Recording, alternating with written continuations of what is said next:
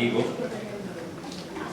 Y hoy nos visita el licenciado Gastón Prada, que es filósofo, es músico, es profesor de filosofía en la Universidad de Buenos Aires. Y la temática es, dentro del ciclo que les había dicho, Repensando Homero, la filosofía empezó con Homero. Para hacer esta presentación formal, le dejo la palabra al profesor Brignone y recibimos al licenciado Prada con un fuerte aplauso.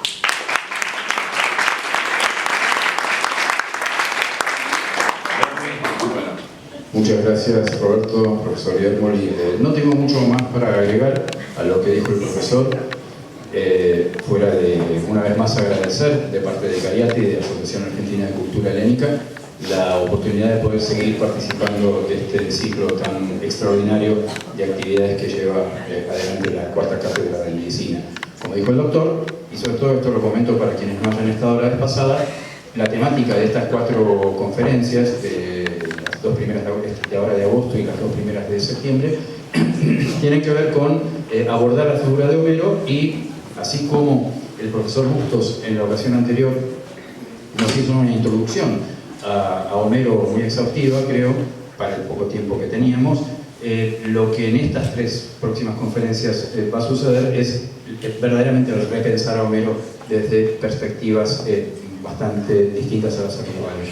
Y sobre todo por la importancia que tiene Homero dentro de la historia de la cultura occidental. Es una de las bases, que Homero, la Biblia, más o menos están más o menos en ese mismo nivel. El orador de hoy, Gastón Prada, es licenciado y profesor de filosofía por la Universidad de Buenos Aires, donde también dicta clases como docente en cátedras de griego antiguo, de griego clásico, dicta esa materia, así como filosofía, y es, como dijo el doctor Yermoli, también músico. Y esto que va a compartir hoy, que es esta interrogación respecto de si Homero fue el primer filósofo, porque no se lo suele considerar el primer filósofo, sí un literato, pero no un filósofo.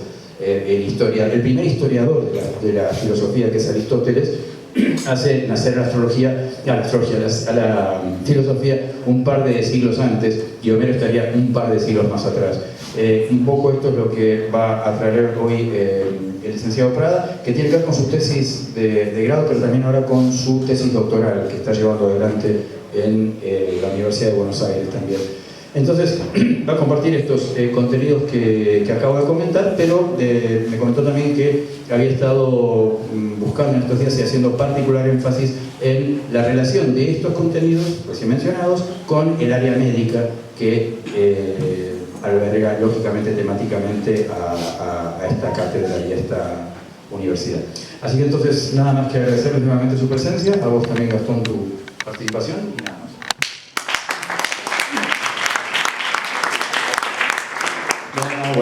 Buenos días a todos. Gracias a Jerry por la atención, gracias a todos por su presencia, que supongo es por gusto, no es nada obligatoria, ¿verdad? Bueno, nada, para comenzar quería comentarles que siento... ¿Se escucha bien?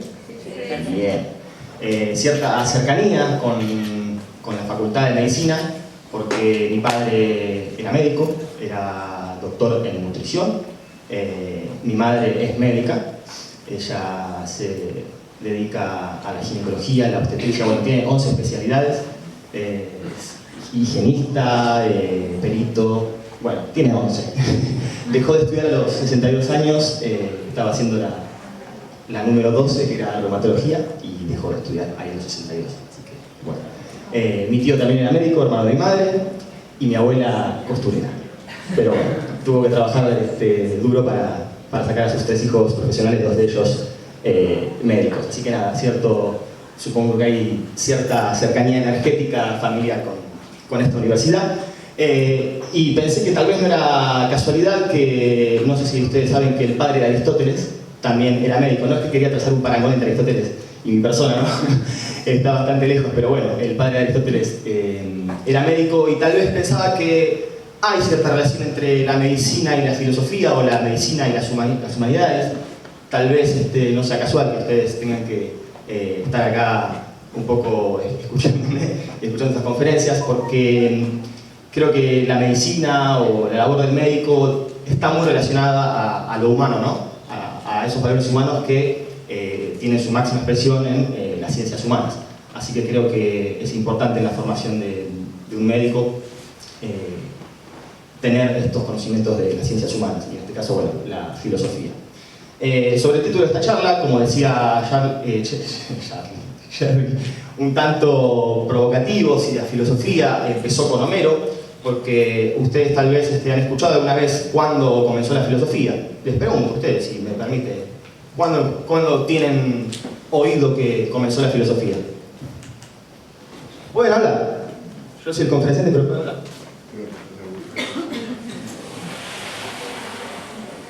Gracias. Tenía la papa en la boca y aprovecho para hacerlo saber a ustedes. ¿Cuándo comenzó la filosofía? ¿No? Nunca cursaron filosofía ni en secundario ni en ningún lado. Cric, dijo por ahí.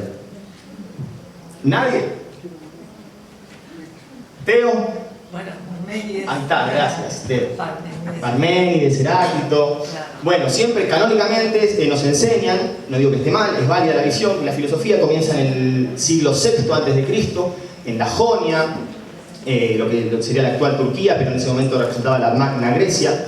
Y se dice que ahí unos hombrecillos empezaron a mirar el universo en un contexto social y económico muy propicio, donde esta gente tenía tiempo libre, el famoso ocio, en un sentido positivo, ¿no? Muy positivo, y tenían tiempo para reflexionar sobre lo que tenían enfrente, que era la physis, la naturaleza, las estrellas, ese hermoso cielo griego que todavía se puede ver más allá de los edificios en la actual Grecia. Y ahí se empezaron a preguntar por el origen del universo, y propusieron, o pensaron, hipotetizaron, que todo el universo tiene una explicación por medio de un principio racional, la famosa arjé. Y ese principio lo ubicaron en algo material. Tales de Mileto dijo el agua, Anaxímenes dijo el aire, Empédocles dijo los 4 elementos, tierra, aire, agua y fuego, y que a partir de eso surgía todo el universo, y ese era el principio explicativo de todo el cosmos, ¿no es cierto? Bueno, eso es lo canónico, lo que normalmente nos enseñan o lo primero que leemos cuando vemos un manual de filosofía, y es una visión válida. Ahora, lo que tiene esa visión es que supone que todo lo anterior a eso no es filosofía, que hay una especie de milagro griego cuando de repente ciertos hombres, a partir de la nada, abrieron sus cabezas hacia una apertura del pensamiento filosófico, y a partir de ahí comienza la filosofía. Bueno, un poco mi postura es que en Homero, es decir, unos siglos antes, ya hay filosofía, porque para empezar, esa búsqueda del principio explicativo del universo ya se encuentra en Homero. Así como Tales proponía que el principio explicativo del universo era el agua, bueno, en Homero ya está cuando él dice que océano es el origen de todas las cosas y de todo el universo. Perdón,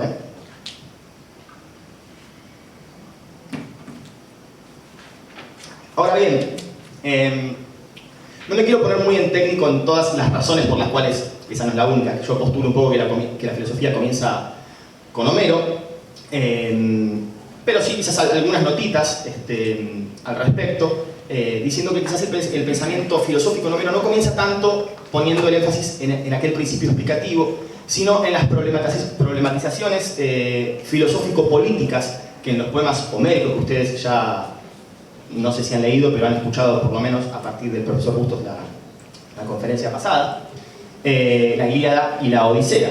Entonces ahí yo creo que hay una problematización filosófica política de un montón de cuestiones, y creo que eso es lo que da un poco comienzo a la historia de la filosofía, que tampoco eso es lo más relevante, no voy a hacer una tesis doctoral diciendo que simplemente que la filosofía comienza con Homero y listo, sino lo importante y lo relevante filosóficamente de eso es abordar los problemas y ver qué es lo que allí se trata, ¿no es cierto? Bien. Como decía Jerry, estuve pensando un poco para no aburrirlos con estas cuestiones técnicas del comienzo de la filosofía y estas problematizaciones tan puntuales, qué relación le podía encontrar a un poco la filosofía, Homero, la medicina, la labor del médico y la salud. Si me lo permiten, y espero no cometer algún error muy grande cuando hable de algún concepto cercano al de ustedes, ¿verdad? En tanto médicos. Bueno, el tema de la Ilíada, ¿ustedes saben cuál es el tema de la Ilíada? Sí, es un conflicto político entre dos gobernantes que arranca con el rapto de lo que es Helena también. Muy bien. ¿Tu nombre es, Fernando? Juan. Juan. Grande, Juan. Muy bien. Es un conflicto político. Vos ya estás más de mi lado. Muy bien. Y ese conflicto político que tiene como eje, como título de alguna manera, ustedes lo habrán visto, yo estuve en la conferencia pasada, la conferencia del señor Bustos, con la cólera de Aquiles, ¿verdad? Y esa cólera de Aquiles, esa ira, surge a partir de que Aquiles, ¿qué pasa? ¿Qué pasa con Aquiles? ¿Qué le sacan a Aquiles? Su esposa, bueno, no es su esposa, pero su mujer, su minita, diría uno por ahí, pero no es tanto su minita, no es su mujer, sino que es el botín de guerra, ¿sí? Porque ¿qué es lo que pasa anteriormente? ¿Por qué? ¿Quién le saca el botín a Aquiles? Agamenón, dijeron por ahí. Sí, bien, Agamenón. ¿Y por qué le saca Agamenón el botín a Aquiles? ¿Cómo? ¿Sí? Porque... No. Por favor, por favor. Porque a él le sacaron el botín. Bien. Para poner fin a una maldición, o no sé cómo se llamará. Peste. No. Bueno, la peste era la maldición. Bien. Que caía sobre ellos si él no entregaba al padre de Criseida. A Criseida, al padre, a Crises. A Criseida, al padre. Sí. Bien, muy bien, gracias. Entonces, recapitulando, cuando estos aqueos, cuando los griegos van a Troya, se dirigen hacia Troya para ponerle sitio, para conquistarla, van pasando por los distintos lugares previos, ¿no? a la ciudad. Y se encuentran con otras ciudadelas repletas de gente y de recursos materiales y humanos. Entonces van capturando. Recuerden que en la guerra mataban a todos los hombres y hacían prisioneras a las mujeres. En estas cacerías, por llamarlo de alguna manera, los aqueos toman a Briseida y a Criseida. Criseida es la que va a tener a Agamenón como botín y es la hija de un sacerdote, la hija de Crises, un sacerdote de Apolo. Y cuando le arrebatan a su hija, ¿qué es lo que hace Crises? Le hace una plegaria a Apolo para que suscite una peste por sobre todo el ejército. Y entonces cuando todos los aqueos están muriendo por la enfermedad, le van y le consultan a un adivino cuál es el problema. Y bueno, el problema era ese, que le habían arrebatado la hija a un sacerdote de Apolo. Entonces Apolo había suscitado la peste. Y entonces todo el pueblo le reclama a Agamenón que la devuelva para que la peste cese. Pero Agamenón se resiste y discute con Aquiles. Y bueno, termina cediendo, devolviendo a Criseida, a la hija de Crises, al sacerdote. Pero ¿qué hace? ¿Yo me quedo sin botín? No, yo no me voy a quedar sin botín. Entonces te la saco a vos. Se la saca a Aquiles. Aquiles se enoja, se encoleriza y decide no pelear. Bien, entonces, cuando es de vuelta la hija del sacerdote, se hace una nueva plegaria, una nueva ceremonia, donde se realiza un canto sagrado hacia el dios Apolo, que se llama el Peán, donde se le pide que cese la peste, sobre todo el ejército. Y es lo que sucede, se hace una plegaria, se hace una ceremonia, una procesión, y la peste cesa. Pero ¿qué pasa? Aquiles deja de pelear encolerizado. Entonces, de alguna manera, los aqueos dejan de morir por la peste infundida por el dios Apolo, pero pasan a morir por la ausencia de Aquiles en el campo de batalla, ¿verdad? Bueno, a ver. Esto lo quería dejar un poquito de lado, que ahora lo voy a retomar, y quería hacer referencia a Macaón. Macaón es un personaje en la Ilíada que se dice que es un mortal hijo de un dios y es un médico. Siendo un médico, siendo mortal, les pregunto, hijo de qué dios podría llegar a ser. Dios de la medicina. Esculapio. Me dijeron Esculapio, bien, eso está bien, pero me hace un poquito de ruido porque yo soy un helenista y los helenistas nos llevamos muy mal con los latinistas, pero eso por en persona parece que está todo bien. Pero Esculapio es la versión romana. Asclepio, muchas gracias. Asclepio, pero muy bien, gracias Juan, gracias. Es hijo de Asclepio, dios de la medicina y la curación. Y se dice que la familia de Hipócrates descendía de este dios Asclepio. Si no me equivoco, ustedes cuando se reciben tienen que hacer el juramento hipocrático, ¿verdad eso?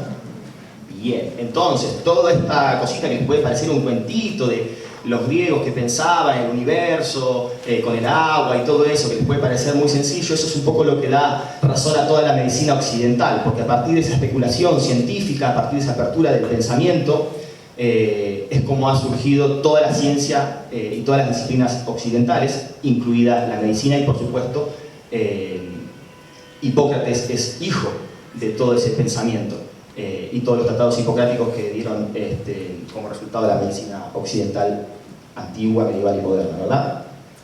Bueno, y Asclepio también es hijo de Apolo. Fíjense que Apolo tiene la capacidad de infundir una peste, una enfermedad, pero también tiene la capacidad de curarla, como ha sucedido con el campamento aqueo. No es menos relevante que Macaón, este médico en la guerra de Troya, es un héroe del ejército aqueo, y es algo muy importante porque es considerado un héroe en tanto médico, que le salva la vida nada más y nada menos que a Menelao, el hermano de Agamenón, uno de los jerarcas más importantes de la expedición contra Troya, ¿verdad? Bien, y por otro lado, no quería dejar de mencionar que los poemas homéricos desde la antigüedad han sido considerados como obras trágicas. Disculpen. Trágicas en el sentido técnico. Ustedes saben de dónde viene la palabra tragedia, trágico, ¿saben? Bien. Viene del teatro griego, que tiene como fundamental drama la tragedia. ¿Y en qué consiste la tragedia? No es lo que nosotros vulgarmente consideramos como un hecho trágico actualmente, lo que era la tragedia en la antigüedad. Hoy alguien muere asesinado y decimos qué tragedia, o alguien muere en un accidente de tránsito y decimos que es algo trágico, y eso de trágico en realidad en el sentido técnico no tiene nada. ¿Por qué? Porque el concepto de trágico nos remite al teatro griego, al siglo V a.C., y para mí, y para muchos en la antigüedad, a Homero como germen de la tragedia, donde surge la tragedia, de donde toda la tragedia se elabora a partir de los poemas homéricos. ¿Y en qué consiste la tragedia? Para que haya tragedia se tienen que dar 4 conceptos básicos. Uno es la culpa trágica, la hamartía se llama en griego, que viene de un verbo que se llama hamartano, en griego, ya sé que es griego para ustedes, que consiste en errar en el blanco. Cuando un arquero erra, eso es hamartano. Entonces la culpa trágica tiene que ver con un error, pero es un error intelectual, no es una culpa moral, es una culpa intelectual. Es un error de cálculo, un fallo. Además de eso, se tiene que dar la famosa hibris, que normalmente traducimos como exceso, como desmesura. ¿Algún médico periodista mediático ha hablado alguna vez de la hubris en algún programa de televisión sobre algún gobernante argentino? Lo cual lo han atacado por todos lados, no sé si alguno lo ha escuchado, que un médico periodista ha hablado de la ubris, el síndrome de ubris, que es un concepto filosófico, mitológico, que si era por él lo metía en el vademecum, inexistente, ¿verdad? Pero tiene que ver entonces con esta hibris, con la autoafirmación ante un límite, y ese límite sobrepasarlo. Entonces los héroes trágicos sobrepasan ese límite, que esos límites en general están marcados por las leyes divinas y las leyes humanas, las leyes civiles.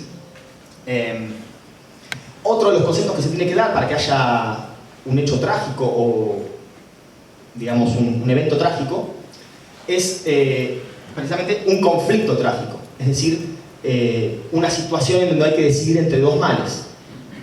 Y por último, tiene que haber una aceptación consciente de ese hecho, de ese destino trágico, destino fatal que se avecina. Y esto lo vemos en la Ilíada en muchos personajes. No sé si a alguno se le puede venir a la cabeza donde tenga una desmesura, una culpa trágica, es decir, un error, y una aceptación consciente que a pesar de todo va a seguir con esa idea. ¿Alguno piensa en algún personaje de la Ilíada? Aquiles, claro. Gracias, Sol. Aquiles es un personaje trágico en la Ilíada, por eso yo lo puedo ver en los poemas homéricos, este germen de la tragedia. Y también en Agamenón, donde comete mucha hibris. En este caso, si uno lo piensa como un gobernante, comete una hibris, un exceso, al resistirse a devolver a Criseida a Crisis. Y eso pone en jaque a toda la comunidad. Entonces, fíjense la importancia ahí si uno piensa a Agamenón como un poder estatal, el poder de un gobernante, que pone en juego, por su hibris, a toda la comunidad, por un interés particular. Pone su interés particular de querer conservar a Criseida por el interés de la comunidad. Y un poco también es lo que va a hacer Aquiles. Porque Aquiles va a poner su interés individual de como me sacaste mi honor, yo ahora no peleo, pero el no pelear también implica, digamos, jorobar a toda la comunidad. Y jorobar en un sentido fuerte, ¿no? Porque le va a producir enfermedades y muertes. Bueno, y también pensaba que en la labor médica ustedes supongo que cotidianamente se pueden cruzar con pacientes trágicos, en el sentido que cometen un error, que no sé, pongamos un ejemplo, comen mal, comen graso, comen ácido úrico, toda la piel esa del pollo, le ponen mucha sal a la comida, y hay una hibris en eso, hay un exceso, me excedo con la sal. Y entonces tengo también un conflicto trágico entre dos males, entre no ponerle sal a la carne y que no tenga nada de gusto, o en ponerle muchísima sal y que me suba la presión. Disculpen si estoy diciendo algo mal, por favor no me tiren con flechazos, o si me tiran, erren, como la jamartía. Y después de eso hay una aceptación consciente de ese destino trágico en un paciente, en ese tipo de pacientes, no en todos los pacientes que supongo se portan bien, ¿no? ¿Hay pacientes que se portan bien? Los hay, sí, me dicen, bien. Hay una aceptación consciente en el sentido que no me importa, le voy a poner sal igual, y si me da un bobazo ya está, y muero y no me importa. Entonces es un destino inevitable que aún así, sabiendo lo que me va a pasar, lo hago igual. Bueno, entonces un poco retomando estos puntos entre la peste de Apolo a raíz de un conflicto político, la importancia y consideración de Macaón como este héroe médico de la Ilíada, y cierta mirada trágica de la poesía homérica, quisiera hacer algunas reflexiones. En primer lugar, la salud como una cuestión de Estado que, querramos o no, depende de una voluntad política. Es claro en el ejemplo de Agamenón y Aquiles, ¿verdad? Cuando se pone el interés individual por sobre el interés comunal, llamemos, el interés general, sobreviene el desastre. Entonces está en juego un poco el tema con respecto a la salud y la cuestión estatal y la política, el tema de la libertad individual y la libertad comunal, porque actualmente yo he escuchado mucho que se habla de no vacunar a los hijos, y está en juego ahí la libertad individual. Yo hago con mis hijos, hago lo que quiero, y bueno, pero más o menos, porque vos estás inserto en una comunidad, y si vos no vacunás a tus hijos, no es que se joden tus hijos nada más, también jodés a los, perdón el vocabulario, ¿no? Pero a mi Puan se usa un poquito. Jodés a los demás también, jodés a la comunidad. No es solamente tu libertad individual por sobre todas las cosas. Ni hablar cuando un gobernante dice que no tiene dinero para remedios o vacunas, porque en ese momento no hay plata. Pero más caro le va a salir después cuando genere una crisis sanitaria. O no sé, alguno dijo así, no sé, puede ser. Bueno, son cuestiones para pensar, de eso se trata, de eso, por eso esto no es la Biblia, no es el Vademecum, ni mucho menos. Precisamente lo que hace es eso, es invitar a la reflexión, y por eso para mí hay filosofía acá, en los poemas homéricos, me refiero a la Ilíada y la Odisea. Luego pensaba en la necesidad de lo espiritual y de lo sagrado para conservar y recuperar la salud, ¿no? Esta cosa de que tuvieron que hacer una procesión, un canto sagrado como era el peán hacia Apolo para que, digamos, cese la peste. Digamos, la importancia de lo espiritual, de sentirse bien con el espíritu, no tanto en cuanto a la religión, aunque en este caso sí es un poco con respecto a la religión, sino a sentirse bien con uno, que ustedes me corregirán, pero es algo fundamental para tener las defensas altas, ¿verdad? Mi madre es, como les decía, médica y ha operado a muchas personas de cáncer de mama, y yo siempre hablaba de ella, de medicina, estas cuestiones, siempre le pregunto, ¿y esto cómo es? Y el virus y la bacteria, que el virus se te va solo, que solamente toma agua, Gastón, no me molestes, y que si, a ver, tenés placas, tomar antibióticos, bueno. Y así, y le pregunté sobre el tema del cáncer, que pensaba, y que bueno, que no se sabe el real origen, las verdaderas causas, pero ella siempre me marcaba un patrón que bueno, no se da en todos los casos obviamente, que es el tema de estar bien de ánimo, estar bien espiritualmente con uno, ¿no? Saquemos la religión, aunque obviamente cuando entré acá al hospital de clínicas lo primero que veo es la capilla, ¿no? O sea, es algo un poco paradójico. Enseguida se me viene a la cabeza unos chistes de Quino, que hay una sala, están todos operando, la luz ahí, y hay un cartel que dice: acá trabajamos para que ustedes, gracias a Dios. O cuando sale, me creo que también de Quino, salen así, se salvó, muchas gracias, y va y le agradece, gracias Virgencita. Bueno, no me refiero tanto a eso, sino a lo espiritual en cuanto a estar bien de ánimo, bien con la conciencia, bien con el ánimo, que eso levanta las defensas. Y también, no sé si ustedes han escuchado hablar de Aristóteles, en su Poética, él habla de que la poesía produce catarsis, ¿no? Cuando la poesía es buena, digamos. Es decir, una purificación del alma. Es decir, la poesía como algo terapéutico y por supuesto asociado a la medicina, por lo menos en esos tiempos. ¿Y por qué no ahora no está asociado a la medicina, o no estaría asociado a la medicina o a la buena salud la poesía, el arte?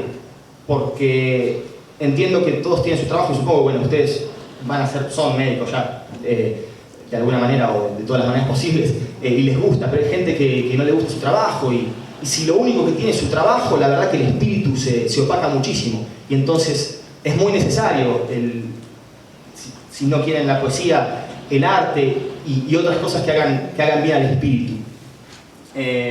Entonces, bueno, supongo que un poco también tiene que ver esto de las humanidades en relación con la medicina y su presencia acá, que supongo igual es por gusto, ¿no?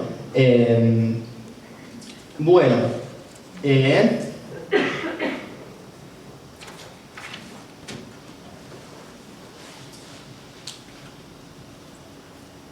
nada, pensando un poquito también en lo trágico, esto de cuando se sobrepasan los límites, tanto desde un paciente como desde una comunidad científica, una comunidad médica, no sé si se puede decir comunidad médica, comunidad científica, comunidad médica, y digamos, hay una preeminencia de los intereses individuales por sobre los generales, sobreviene la desgracia con resultados trágicos, ¿verdad? Por último, ya los libero, creo que